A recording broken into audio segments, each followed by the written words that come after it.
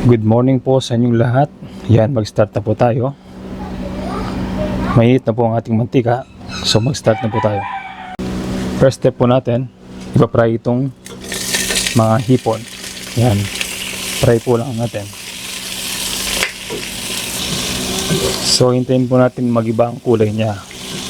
Hintayin po natin maging orange ang mga hipon. So ibig sabihin nun, luto na po sila. Yun. Ayan, makalipas po ang 2 minuto, kung makita nyo po, nag-iba na po yung kulay nila. So hindi pa actually luto sa loob yan, pero pwede na po natin yang iahahon. Ayan, set aside natin. Okay.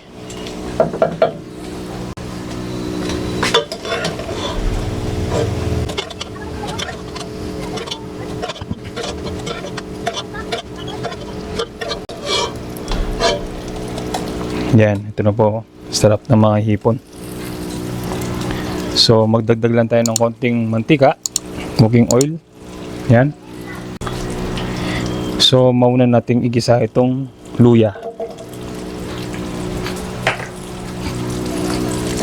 Luya, magiging ano yan, sangkap para mawala yung lansa ng hipon. Kung titignan nyo po, medyo malaki pong hiwa para mamaya sa sabaw visible sila, hindi nyo na sila makagat. Okay, yan. Pero kung hiniwa nyo siya ng maliliit, malamang makakagat nyo po sila. Yan. Makalipas po ang 1 minuto ng paggigisa sa luya, so sunod na po natin ilagay yung bawang.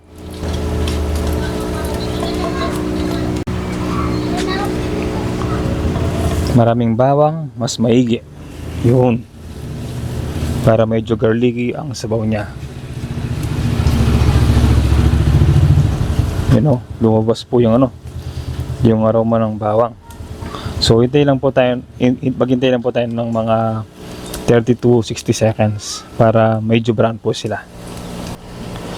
Sa puntong ito, makalipas po ang 60 seconds, so maaari na po natin ilagay yung sibuyas.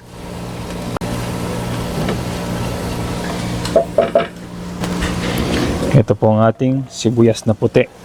Pwede po kayong gumamit ng pula, nasa inyo po, basta sibuyas, pwede po.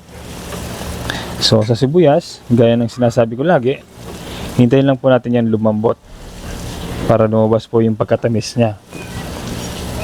So lagi pong sinasabi, igisa po natin maigi ang mga aromatics natin para lumabas po ang mga potential nilang mga lasa. Kasi kung madali lang po, hindi po masyadong lalabas yung yung lasa nila. Ayan, medyo malambot na ang ating sibuyas. So gagawin natin yan, next step natin, sasabawan natin ito. Yan. Lagay po tayo ng tubig. Yan, mga 2 ganito. O depende sa inyo kung gusto niyo mas maraming tubig. So mga 3 ganito. Ito kasi 1 liter to. So 3 liters po nilagay pong tubig. Haluhin natin. Takpan natin. Simmer natin ng mga 5 to 10 minutes para lumabas po yung mga lasa ng mga aromatics natin. Yan. Balik po tayo mamaya. Yan. Balik po tayo. Bago po natin buksan to, mag-shoutout muna tayo. So, shoutout po kina Mr. Danilo Nicdao Mamaril from Paniki, Tarlac. Kay Miss Roslyn Interior from Silang, Cavite. Maricel Indang Paubaya from Bislig. Maricel Domingo from Bicol. Charm Albaran from Sorsogon City po. Isra Rosas, Sibuyan Romblon.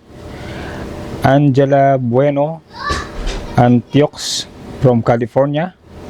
Elvira Solis from San Francisco, California, USA. Shout out po sa inyong lahat. Ingat po lagi at God bless. Yan, open na po natin to. Yun, kulong-kulo. So next step po natin, babalik po natin tong hipon para ilabas pa yung lasa niya, para tuluyan ng maluto ang hipon natin. Yan o, sarap ng amoy, grabe. Sasabay na rin natin tong patis, pampalasa. Yan. So pangontra ng lansa, magdadagdag pa tayo ng paminta. Yan, damihan natin. Haluin ng sandali, tapos takpan natin. So hintayin natin kumulo yan. Balik po tayo. Yan. By the way, Podnatics, kung nag-enjoy ka sa aming mga recipes at gusto nyo mo lang support ng Arital Extra sa channel namin, meron po kaming YouTube membership. May small exclusive perks like early access, customized emojis, special badges, and members shout out. By the way, no pressure at all po. Yung support nyo sa panonood sa amin, pag-share ng mga videos namin, malaking tulong na po yon. Pero if gusto nyo pong maging part ng aming maliit na inner circle, just click the join button beside subscribe po. Maraming salamat po. Thank you po. Yan, balikan po natin to. Yun, kumukulo na po siya. Next step po natin, maglalagay po tayo itong crab and corn. Ito po yung ang gagawin natin pinakapampalasa. So gagawin natin dyan, lagyan natin sa isang bowl na may tubig. Yan. Tapos lusawin natin. Kasi kung dinrap nyo yan sa mainit na tubig, hindi siya malulusaw. So kailangan mo nang lusawin sa tap water na hindi malamig at hindi rin mainit. Yan, saktong lang sa temperature. So yan, nalusaw na po siya. Buhos na po natin. So yan ang pinakapampalasa natin, yung crab and corn na powder from Knorr actually. Pero hindi po yan sponsor. So takpan po natin ulit. Hintayin po natin siyang kumulo. Balik po tayo. Ayan, nakulo na po. Balikan po natin. So next step po natin, maglalagay po tayo ng beaten eggs. Yan. Para lalo pong sumarap yung egg drop natin. I mean yung soup natin. So by the way, laksan ko lang po yung apoy. Yan. So habang dinadrop nyo, mix po. Yun. Para hindi po siya mamuo. Yan o, tingnan niyo po. Ganda ng ng sabaw. Yun. Parang pa yan, parang egg drop lang po. Pero dapat malakas po ang apoy. Yan, balagay na po natin yan lahat. Sarap. Panalo po yan. Yan. So, sunod naman natin lagay itong miswa. Yan. Panalo po ang ating ulam for today.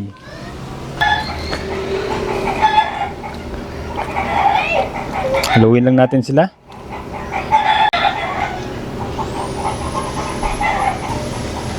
So pagkatapos mahalo, takpan natin ulit.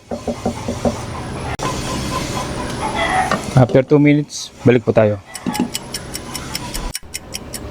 So after 2 minutes, balik po tayo ulit. Yun o, pakita ko lang po siya ng malapitan para makita niyo po yung sabaw. Sarap. Saan ka pa oh? Sabaw pa lang, ulam na. Tapos meron pang miswayan.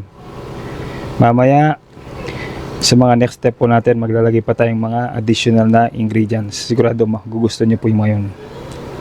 Yan oh. Panalo po yan. Ito naman yung celery. Pampasarap din po yan. Trusted na ingredients yan sa mga soup. Yan, haluin lang po natin sandali. Yan. Takpan natin ng 1 minuto. Tapos balik po tayo. Ayan, balik po tayo. After 1 minute, yun, kulong-kulo na po siya. So next step po natin, ilalagay po natin tong patola. Yan. Sarap niya. May patola pa, grabe. Yan o. Pas, sarap niyan, panigurado. Yan, pasensya na po sa ingay sa labas. May mga bata. Actually, patapos na po tayo. So, ilalagay na rin po natin itong tokwa. Yan. Panalong panalo ang ating ulam for today. Grabe. Tapos maglalagay tayo ng green chili. Yan. So takpan natin ng 1 minuto yan. Pagkatapos ready na ang ating ulam.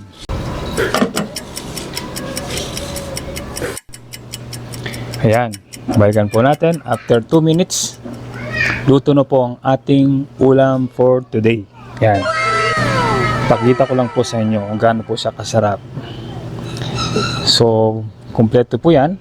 May tofu, may tokwa, isa lang po yun. May patola, may hipon, may miswa. Itong sili, magsisilbing ano yan, pampatanggal ng lansa rin at pampasarap ng amoy. So, parang combination siya ng miswa, egg drop, tapos masustansyang mga gulay na lagyan natin. Panalo, di ba? Tapos ngayon parang bumalik po yung lamig. So sakto-sakto siya sa panahon. Yan o. Pakita ko lang po yan o. Panalo. Sana na-enjoy niyo po ang aming recipe for today. So ini-invite ko po kayong mag-subscribe, mag-like, at mag-comment sa aming YouTube channel. Tapos mag-join po kayo sa aming membership. Yun po. So magpapaalam na po kami. Maraming salamat po sa continuous na pag-support sa aming YouTube channel. Ingat po lagi at God bless po. Yun, pakita ko lang po.